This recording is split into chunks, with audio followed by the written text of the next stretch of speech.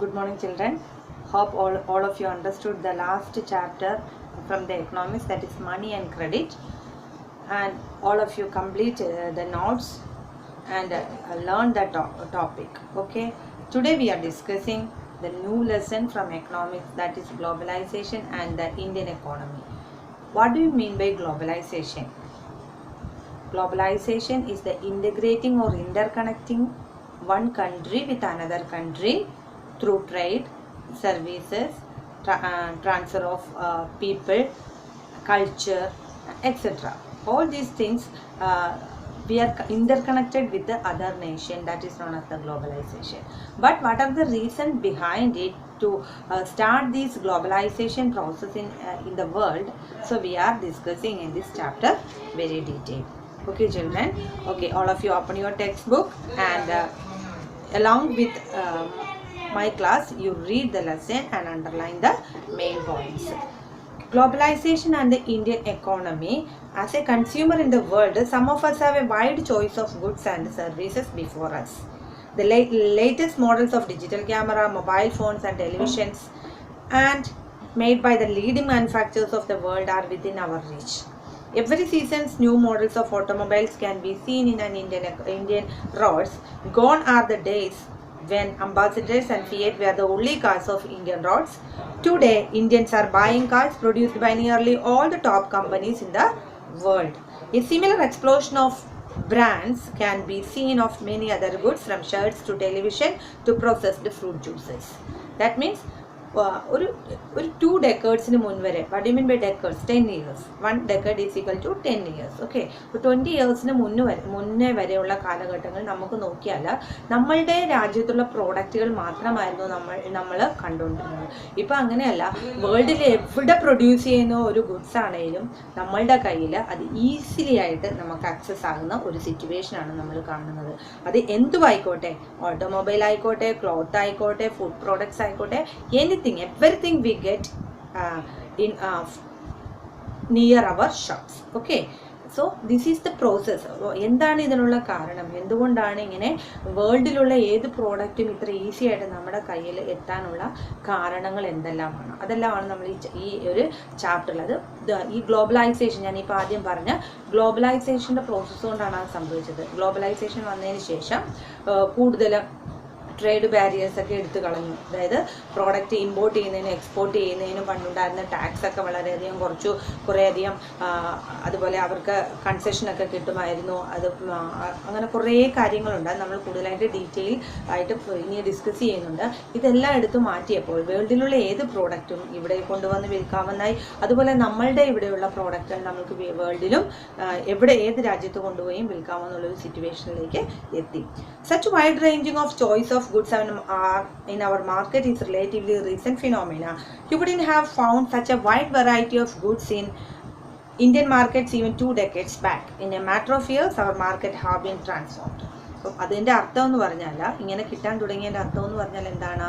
Our market can be transformed. മാർക്കറ്റിൽ മുഴുവനായിട്ട് ഒരു ചേഞ്ചസ് വന്നു. മനസ്സിലായല്ലോ? മാർക്കറ്റ് എന്ന് പറഞ്ഞാൽ any place where goods and services transacted, that is a market. നിങ്ങൾ വിചാരിക്കുന്ന ഒരു പർട്ടിക്കുലർ പ്ലേസ് ഒന്നും ഇല്ല മാർക്കറ്റ്. ഇപ്പോൾ ഓൺലൈൻ മാർക്കറ്റ് നടക്കുന്നു, അതിന് ഒരു പർട്ടിക്കുലർ പ്ലേസ് വേണോ? No, it's not needed. Wherever the buyers and sellers transact each other to buying goods and services, that is a market. Okay, so അങ്ങനെ ആ ഒരു മാർക്കറ്റിൽ ഒരു വലിയൊരു ട്രാൻസ്ഫോർമേഷനാണ് നമുക്ക് കാണാനായിട്ട് പറ്റുന്നത്. How do we understand this rapid transformation and what are the factors that are bringing this transformation, and how are these changes affecting the lives of the people? We shall dwell on this question in this chapter. So you understand what are the things we are discussing in this chapters. Okay, production across countries. Until the middle of the 20th century, production was largely organized within the countries. Production എന്ന് പറയുന്നത് അവരവരുടെ രാജ്യത്ത് മാത്രം ഒതുങ്ങുന്ന ഒന്നായിരുന്നു. അതായത് മറ്റൊരു രാജ്യത്തേക്ക് നമ്മൾ പ്രൊഡ്യൂസ് ചെയ്യുന്ന ഗുഡ്സ് കൊണ്ടുപോകാനും ഇങ്ങോട്ട് അതുപോലെ തിരിച്ചു കൊണ്ടുവരാനും ഒക്കെയുള്ള ഒരു ഫെസിലിറ്റീസ് കുറവായിരുന്നു. വളരെയധികം കൺട്രോളുകൾ ഉണ്ടായിരുന്നു. അങ്ങനെ ഒരു സിറ്റുവേഷൻ ആയിരുന്നു ഒരു 2 decades ബിഫോർ വരെ. What crossed the boundaries of these countries where the raw materials, food stuff and finished products. Colonies such as India exported raw materials and foodstuff and imported finished goods. Colony ആയതിനു ശേഷം, നമുക്ക് ബ്രിട്ടൻ്റെ colony ആയതിനു ശേഷം ഇന്ത്യയിൽ നിന്ന് ഒരുപാട് raw materials ബ്രിട്ടനിലേക്ക് അവർ കൊണ്ടുപോയിട്ടുണ്ട് അല്ലേ, നമ്മുടെ ഇവിടെ നിന്ന് എക്സ്പോർട്ട് ചെയ്ത് കൊണ്ടുപോയിട്ടുണ്ട്. എന്നിട്ട് അവരുടെ ഫിനിഷ് പ്രോഡക്റ്റുകൾ ഇവിടെ കൊണ്ടുവന്ന് നമ്മളെ കൊണ്ട് വാങ്ങിച്ചിട്ടുണ്ട്. That's you understand these things. Trade was the main channel connecting distant countries. അപ്പം പണ്ടുകാലം മുതൽ തന്നെ പല രാജ്യങ്ങളെയും തമ്മിൽ കണക്ട് ചെയ്തിരുന്ന മെയിൻ ആയിട്ടുള്ള കണ്ടന്റ് എന്ന് പറയുന്നത് എന്തായിരുന്നു? ട്രേഡ് ആയിരുന്നു. ട്രേഡിലൂടെയാണ് ആൾക്കാർ, ഇപ്പം ഇവിടെ പോർച്ചുഗീസുകാർ ഇവിടെ വന്നതും, അത് 1498 വാസ്കോ ഡ ഗാമ ഇവിടെ എത്തിയതും, ബ്രിട്ടീഷേഴ്സ് എത്തിയതും, ഡച്ച് എത്തിയതും എല്ലാം അവരെല്ലാവരും എന്തിനു വേണ്ടിയായിരുന്നു എത്തിയത്? ട്രേഡിന് വേണ്ടിയിട്ടായിരുന്നു. അങ്ങനെ ട്രേഡിന് വേണ്ടി ഓരോ ഫോറിൻ കൺട്രീസ് ഇവിടെ എത്തുകയും നമ്മൾ അവിടെ പോവുകയൊക്കെ ചെയ്തതിൻ്റെ ഫലമായിട്ട് പല കൾച്ചേഴ്സ്, നമുക്ക് അവരുടെ കൾച്ചറുകൾ ഇവിടെ ഉണ്ടായി, അവരുടെ പല ഗുഡ് ക്വാളിറ്റീസ് നമ്മൾ അക്സെപ്റ്റ് ചെയ്തു. ഇപ്പോൾ ഇംഗ്ലീഷ് എഡ്യൂക്കേഷൻ സ്റ്റാർട്ട് ചെയ്തു, ബ്രിട്ടീഷുകാർ ഇവിടെ വന്നതിൻ്റെ ഫലമായിട്ടുള്ളതാണ്. അതുപോലെ പലതരത്തിലുള്ള കൾച്ചർ, അതുപോലെ അവരുടേതായിട്ടുള്ള ഈ വാസ്തു കലകൾ, ആർട്ട്, ഇതെല്ലാം നമ്മൾ അവരിൽ നിന്ന് പലതും സ്വീകരിച്ചിട്ടുണ്ട്. അതുപോലെ നമ്മളുടെ പല കൾച്ചറും അവരും അക്സെപ്റ്റ് ചെയ്തിട്ടുണ്ട്. Trade was the main channel connecting distant countries. This was before large companies called multinational corporations emerged on the scenes. A multinational corporation, new terms you are discussing in this chapter, that is multinational corporation, MNCs. Multinational corporations. A MNC is a company that owns or controls production in more than one nation. അതാണ് multinational. ചെറിയൊരു product ഉണ്ടാക്കുന്ന കമ്പനികളെ പറ്റി നിങ്ങൾക്കറിയാം.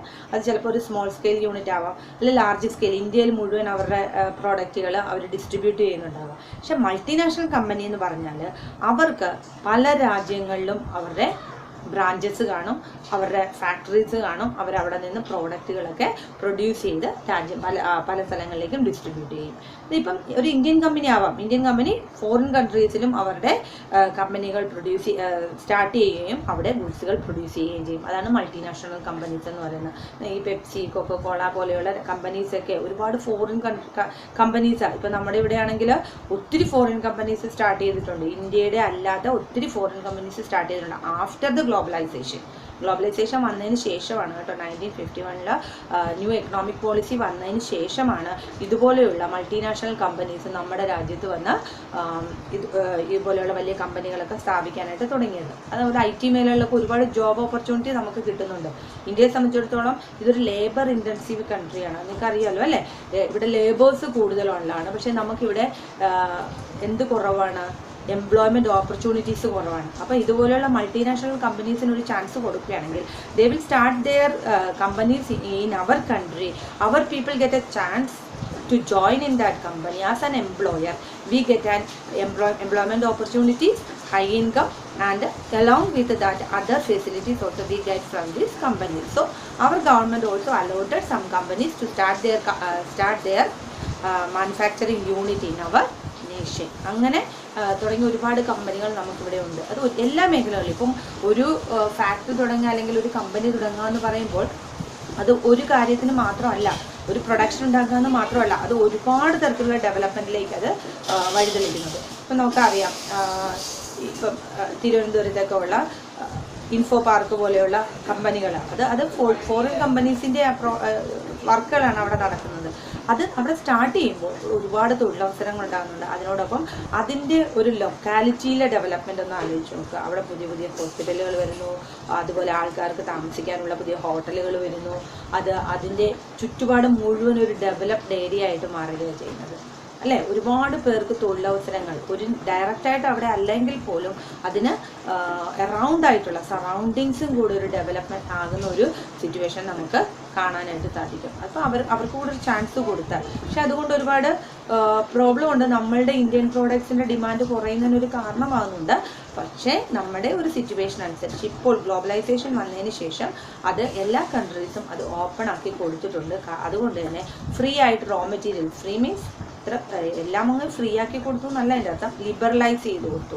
വളരെയധികം restrictions ഒക്കെ reduce ചെയ്ത് കൊടുത്തതിന് ശേഷം റോ മെറ്റീരിയൽസ് ഒരു രാജ്യത്ത് നിന്ന് മറ്റു രാജ്യത്തേക്ക് പോകുന്നതിനും അതുപോലെ തന്നെ നമുക്കിവിടെ നിന്ന് ഗുഡ്സ് അങ്ങോട്ട് കൊണ്ടുപോകുന്നതിനും അവിടെ നിന്ന് ഗുഡ്സുകൾ വാങ്ങുന്നതിനും, അതായത് ഇപ്പം ലോകത്തിൽ എവിടെയെങ്കിലും ഒരു പുതിയ പ്രോഡക്റ്റ് ഉണ്ടായാൽ അത് ഒരു 1 മന്തിനുള്ളിൽ അത് നമ്മുടെ രാജ്യത്ത് ആ പ്രോഡക്റ്റ് ആരെങ്കിലും വാങ്ങും.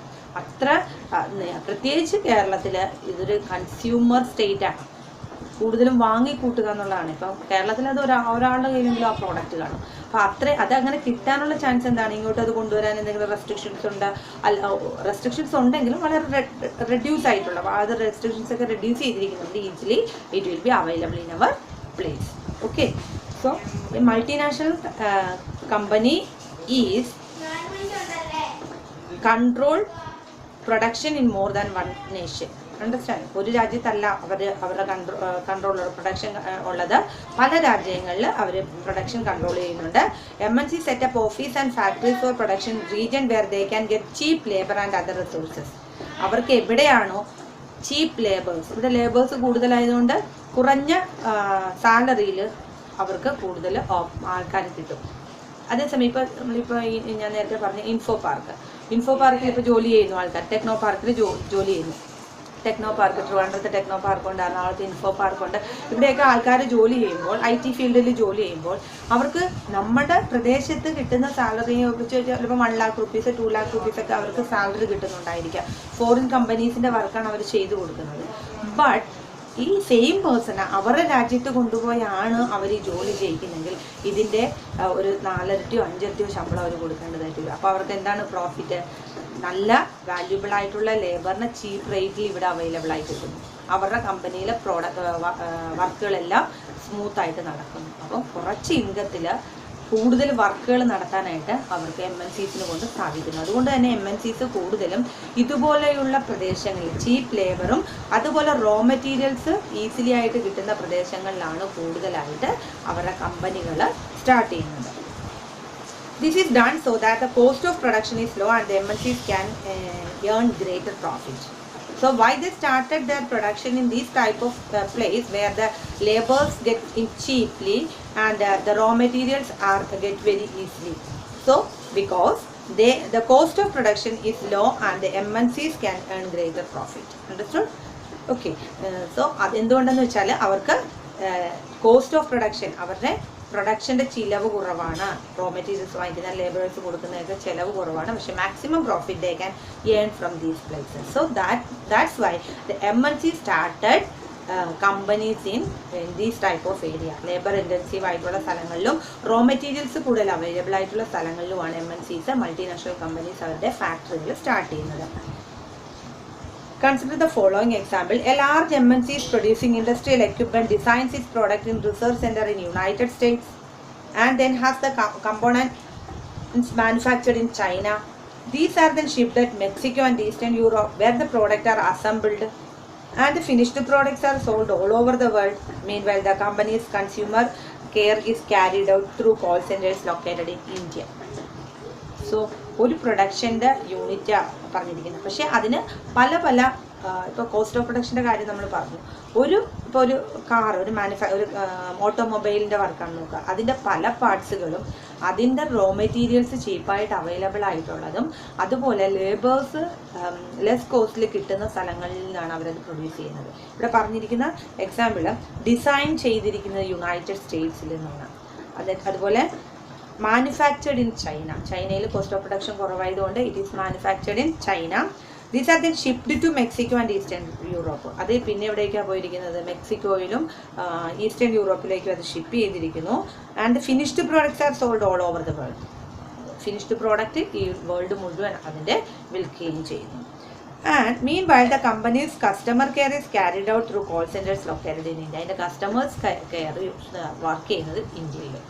So you look through this example. So ഒരു കമ്പനി അതിൻ്റെ പ്രോഡക്റ്റുകൾ എത്ര കോസ്റ്റ് ഓഫ് പ്രൊഡക്ഷൻ റെഡ്യൂസ് ചെയ്തുകൊണ്ട് അതിന് ചെയ്യാവോ അതേ രീതിയിൽ അതിൻ്റെ പാർട്സ് ലോകത്തിലെ പല രാജ്യങ്ങളിലായിട്ടാണ് അത് നടപ്പിലാക്കി വരുന്നത്. അതാണ് MNCസിൻ്റെ ഏറ്റവും വലിയൊരു നേട്ടം. അത് ലാസ്റ്റ് അത് ഫിനിഷ്ഡ് പ്രോഡക്റ്റ് ആയിട്ട് ഓൾ ഓവർ ദ വേൾഡിൽ അവർ വിൽക്കുകയും ചെയ്യുന്നു.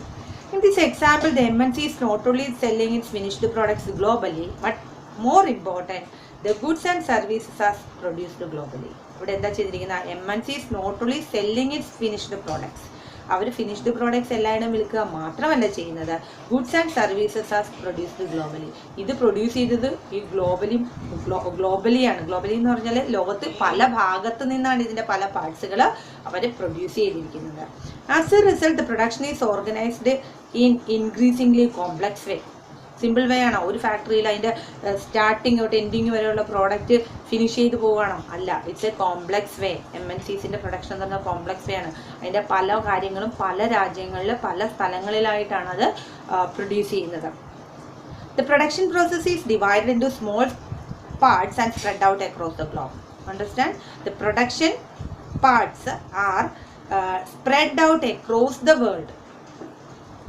And across the world, world മുഴുവനായിട്ട് അതിൻ്റെ പ്രൊഡക്ഷൻ പ്രോസസ്സ് പകുതിയായിട്ട് ഇങ്ങനെ ഡിവൈഡ് ചെയ്തിട്ട് ലാസ്റ്റാണ് അതിൻ്റെ ഫിനിഷ്ഡ് പ്രോഡക്റ്റ് ആയിട്ട് അതിൻ്റെ ഫൈനൽ റിസൾട്ട് കിട്ടുന്നത്. In the above example, China provides the advantage of being A cheap manufacturing location. Mexico and Eastern Europe are useful for their closer to the market in the US and Europe. India has highly skilled engineers who can understand the technical aspects of production. It also has educated English-speaking youth who can provide customer care services. And all this probably can mean 50 to 60% cost saving for the MNCs. പക്ഷെ അങ്ങനെ ചെയ്യുമ്പോൾ ഏകദേശം അവർക്ക് cost 50 തൊട്ട് 60% വരെ അവരുടെ cost of production reduce ചെയ്യാൻ അവർക്ക് ഈ ഒരു പ്രോസസ്സിലൂടെ കഴിയുന്നു. And the advantage of spreading out the production across the borders to the multinationals can be truly immense. That means അത് അവർക്ക് അഡ്വാൻറ്റേജസ് ആണ്. Spreading out production across the borders ഒക്കെ വിട്ടിട്ടാണ് ഓരോ രാജ്യം പല രാജ്യങ്ങളായിട്ട് ഇങ്ങനെ പ്രോഡക്റ്റുകൾ സ്പ്രെഡ് ചെയ്യുന്നു. പ്രോഡക്റ്റിൻ്റെ പല പാർട്സുകൾ സ്പ്രെഡ് ചെയ്ത് പ്രൊഡ്യൂസ് ചെയ്യുന്നത് കൊണ്ട് the multinationals can be truly immense. ഒരുപാട് അവർക്ക് അതിൽ നിന്ന് നേട്ടങ്ങൾ ഉണ്ടാകുന്നുണ്ട്. മൾട്ടിനാഷണൽ കമ്പനീസിന് അതുകൊണ്ടുള്ള നേട്ടങ്ങൾ ഉണ്ടാകുന്നുണ്ട്. The next topic is interlinking production across countries, or how these multinational corporations started their industries in different countries in the world. So they are using different methods to start their production. So which are that methods we are discussing through these topics. In general, MNC set up production where it is close to the market, where there is a skilled and unskilled labor available at low cost, and where the availability of other factors of production is assured. In addition, MNCs must look for government policies that look after their interest. You will read more about the policies later in this chapter. Okay, children. Here, MNC set up production where it is close to the market. അവരുടെ production എപ്പോഴും start ചെയ്യുന്നത് market, near by market. എത്ര എളുപ്പം അവരുടെ പ്രോഡക്റ്റുകൾ മാർക്കറ്റുകളിൽ എത്തിക്കാം എന്ന് നോക്കിയിട്ടാണ്. നമ്മളിപ്പോൾ ഒരു ഇൻഡിവിജ്വൽ ആണെങ്കിൽ പോലും ഒരു പ്രൊഡക്ഷൻ സ്റ്റാർട്ട് ചെയ്യുന്നതിന് മുമ്പ് കുറേ കാര്യങ്ങൾ ശ്രദ്ധിക്കും. തൊട്ടടുത്ത് നമുക്ക് റോഡ് ഫെസിലിറ്റീസ് ഉണ്ടോ, കമ്മ്യൂണിക്കേഷൻ ഫെസിലിറ്റീസ് ഉണ്ടോ, എളുപ്പം ഇത് മാർക്കറ്റിൽ അവൈലബിൾ ആക്കാൻ പറ്റുമോ, അങ്ങനെ we are taking so many things into consideration before starting an industry. So this MNC is also taking so many things under consideration, that is where there are skilled and unskilled labor available at low cost, and where the availability of other factors of production is assured. In addition, MNCs must look for government policies that look after their interests. പിന്നെ അവരുടെ പോളിസികളുമായിട്ട് match ചെയ്യുന്ന government കൂടെ അവർ നോക്കും. കാരണം അവർ പറയുന്നതെല്ലാം എതിർക്കുന്നത് government ആണെങ്കിൽ അവരുടെ പ്രൊഡക്ഷൻ സ്മൂത്തായിട്ട് അവർക്ക് കൊണ്ടുപോകാൻ പറ്റില്ല. സോ ഗവൺമെൻറ് പോളിസീസ് അവരുമായിട്ട് മാച്ച് ചെയ്ത് വരുന്നത് ഏത് രാജ്യത്താണോ അവിടെ ആയിരിക്കും അവർ കൂടുതലായിട്ട് പ്രൊഡക്ഷൻ യൂണിറ്റുകളൊക്കെ സ്റ്റാർട്ട് ചെയ്യുന്നത്. Having assured themselves of these conditions, MNC set up factories and office for production. അതൊക്കെ നോക്കിയിട്ടാണ് അവരവരുടെ പ്രൊഡക്ഷനും അതുപോലെ തന്നെ ഫാക്ടറീസും ഒക്കെ സ്റ്റാർട്ട് ചെയ്യുന്നത്. The money that is spent to buy assets such as land, building, machines and other equipment is called investment. So what do you mean by investment? The money that is spent to buy land, building, machines and other equipments, ഇതിനെയാണ് investment എന്ന് പറയുന്നത്. അതായത് ഒരു factories of production എന്തൊക്കെയാണ്? Land, labour, capital and organisation. അതിന് ഈ ക്യാപിറ്റലാണ് എന്തിനു വേണ്ടി ഉപയോഗിക്കുന്നത്? ഇൻവെസ്റ്റ്മെൻറ്റിന് വേണ്ടി ഉപയോഗിക്കുന്നത്. പണം ഉപയോഗിച്ച് എന്തുപയോഗിച്ചാണോ അവർ ലാൻഡും ബിൽഡിങ്ങും മെഷീൻസും മറ്റ് എക്യുപ്മെൻറ്റ്സ് ഒക്കെ വാങ്ങിക്കുന്ന ആ ഒരു പ്രോസസ്സിന് പറയുന്ന പേരാണ് investment. Investment made by MNC is called foreign investment. അപ്പോൾ MNCs ഇവിടെ നടത്തുന്ന ഇൻവെസ്റ്റ്മെന്റ് എന്താണ്? Foreign investment. ഇപ്പം നമ്മുടെ ഇന്ത്യക്കാർ ഇന്ത്യയിൽ തന്നെ നടത്തുന്ന ഇൻവെസ്റ്റ്മെന്റ് നമ്മൾ ഫോറിൻ ഇൻവെസ്റ്റ്മെന്റ് എന്ന് ഒരിക്കലും പറയില്ല. That is merely the investment. Okay, but the foreign companies R started their production in our country and they can use their money to buy land and they started making one building there and started buying machines and started their factories. That is known as the foreign investment. Any investment is made with the hope that these assets will earn profit. Investment എന്തിനു വേണ്ടി നടത്താൻ? ഇപ്പം simple ആയിട്ട് ഒരു ഇൻഡിവിജ്വലിന്റെ കാര്യം എടുത്താലോ, നമ്മൾ ഒരെണ്ണത്തിൽ ഇൻവെസ്റ്റ് ചെയ്യുക എന്ന് പറഞ്ഞാൽ അതിൽ നിന്ന് പ്രോഫിറ്റ് പ്രതീക്ഷിച്ചുകൊണ്ടായിരിക്കും. ബാങ്കിൽ ഡെപ്പോസിറ്റ് ചെയ്യുക എന്ന് പറയുന്നതും അതിൽ നിന്നൊരു പ്രോഫിറ്റ് പ്രതീക്ഷിച്ചുകൊണ്ടായിരിക്കും. അതുപോലെ തന്നെ ഹ്യൂജ് ഇൻവെസ്റ്റ്മെന്റ് നടത്തുന്നെങ്കിൽ they can think about the huge profit. At times, MNCs set up production jointly with some of the local companies of these countries. MNCs ആദ്യം പല രീതിയിൽ അവർ പ്രൊഡക്ഷൻ സ്റ്റാർട്ട് ചെയ്യുമെന്ന് പറഞ്ഞു. ചില MNCs ചെയ്യുന്നത് അവിടെയുള്ള ലോക്കൽ കമ്പനീസുമായിട്ട് ലിങ്ക് ചെയ്യും.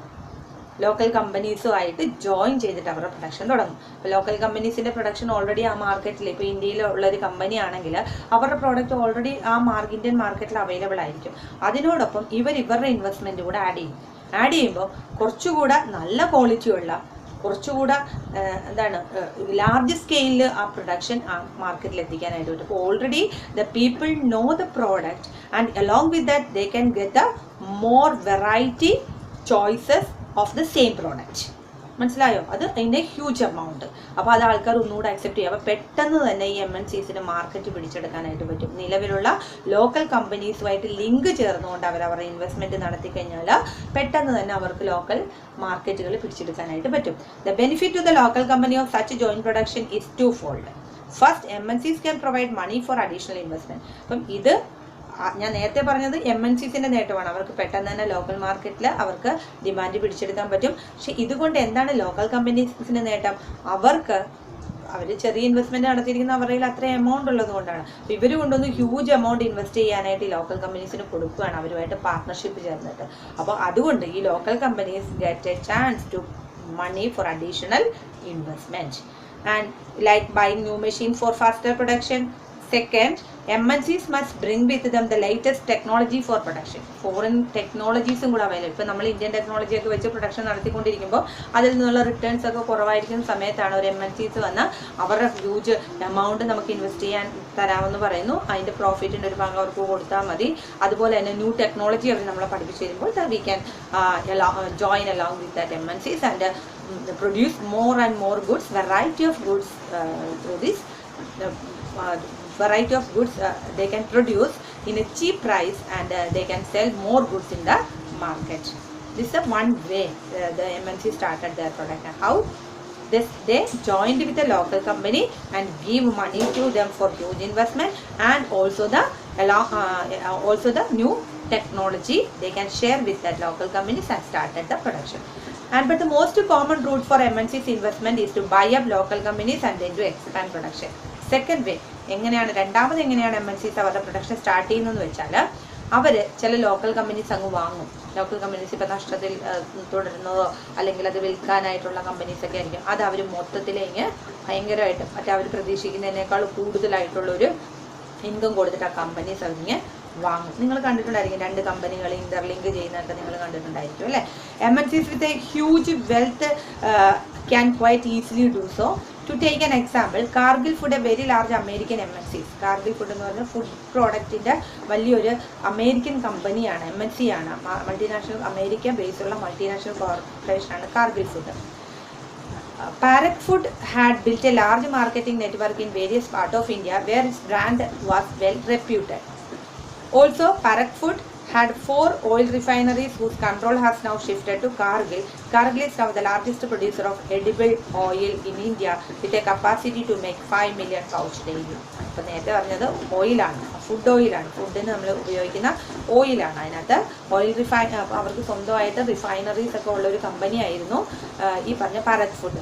അവരെന്ത് ചെയ്തു, കാർഗിൽ ഫുഡ്സ് എന്ന് പറയുന്ന അമേരിക്കൻ കമ്പനി വന്നിട്ട് ഈ പാരക് ഫുഡ്സ് മുഴുവനായിട്ട് അവരങ്ങ് വാങ്ങി. അപ്പം അവർക്ക് ഈ റിഫൈനറീസ് സ്വന്തമായിട്ട് കിട്ടി. പാരക് ഫുഡ്സിന് ഓൾറെഡി ഇന്ത്യയിൽ നല്ല രീതിയിലുള്ളൊരു നെറ്റ്വർക്ക് ഉള്ളതാണ്. അവരുടെ നല്ല രീതിയിലുള്ള പ്രൊഡക്ഷൻ മുന്നോട്ട് പോകുന്നൊരു കമ്പനിയായിരുന്നു. അപ്പോൾ അത് വാങ്ങി, അത് ഈ MNCs വാങ്ങിയപ്പം അത് ഫുള്ളായിട്ട് ഇവരിങ്ങനെ വാങ്ങിയിട്ട് അവരുടെ പ്രൊഡക്ഷൻ കണ്ടിന്യൂ ചെയ്തു. അപ്പോൾ എന്താണ്, ഈ ഉള്ളതിൽ നിന്നുള്ള നേട്ടത്തിൻ്റെ കൂടെ കുറച്ച് ഇൻവെസ്റ്റ്മെൻറ്റ് കൂടെ നടത്തിയപ്പോൾ ഹ്യൂജ് ആയിട്ടുള്ളൊരു പ്രൊഡക്ഷൻ അവർക്ക് നടത്താൻ പറ്റി.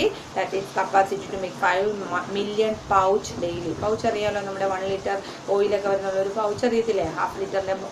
അങ്ങനെ അവർ 5 million pouch ഡെയിലി പ്രൊഡ്യൂസ് ചെയ്യാനായിട്ട് അമേരിക്കൻ കമ്പനീസ് തുടങ്ങി. In fact, many of the top MNCs are well exceeding the entire budget of the developing countries government. നിങ്ങളൊന്ന് നോക്കിയാൽ അറിയാൻ പറ്റും, ചില MNCസിനൊക്കെ ഒരു നല്ലൊരു ഡെവലപ്പിംഗ് കൺട്രി, ഇപ്പോൾ ഇന്ത്യ എന്ന് പറയുന്ന ഒരു ഡെവലപ്പിംഗ് കൺട്രി, അതിൻ്റെ മൊത്തം ഇൻകത്തേക്കാൾ കൂടുതൽ പ്രോഫിറ്റുള്ള മൾട്ടിനാഷണൽ കമ്പനീസ് ഉണ്ട്. മനസ്സിലാവുന്നുണ്ടോ? നമ്മൾ ഇപ്പോൾ ഒരു ഇന്ത്യയുടെ നാഷണൽ ഇൻകം ഇത്രയാണെങ്കിൽ ആ നാഷണൽ ഇൻകത്തേക്കാൾ കൂടുതൽ കിട്ടുന്ന ഇൻഡിവിജ്വൽ MNCs ഉണ്ട് വേൾഡിൽ, അമേരിക്കൻ കമ്പനീസൊക്കെ ഉണ്ട്. വിത്ത് such enormous wealth, imagine the power and influence of the MNC. അപ്പോൾ അങ്ങനെ നോക്കിയാൽ അത്രയും ഇൻകം കൊണ്ട് അവർക്ക് ഏതൊക്കെ ലോകത്തുള്ള എവിടെ വേണേലും അവർക്ക് പുതിയ പ്രൊഡക്ഷൻ യൂണിറ്റുകൾ നടത്താനായിട്ട് പറ്റും.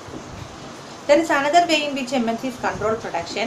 Large MNC in developed countries place order for production with the small producers. That is, garments, footwear, sports items are examples of industries where production is carried out by a large number of small producers around the world. The products are supplied to the MNCs, which then sell these under their own brand name to the customers. പല സ്ഥലങ്ങളിൽ ഇപ്പോൾ ഈ പറഞ്ഞ garment, footwears, ഇതൊക്കെ small scale industry ആയിട്ട് വീടുകളിൽ നടത്തുന്നുണ്ട്. അവർ വന്നിട്ട് അവർ ഈ റോ മെറ്റീരിയലൊക്കെ ഈ വീടുകളിൽ കൊണ്ട് എത്തിച്ചു കൊടുത്തിട്ട് അവരെ കൊണ്ട് പ്രോഡക്റ്റ് ഉണ്ടാക്കിയിട്ട് അതിനകത്ത് ബ്രാൻഡ് നെയിം കൊടുക്കുന്നത് എന്താണ്, മൾട്ടിനാഷണൽ കമ്പനീസിൻ്റെ പേര് കൊടുക്കുന്നത്.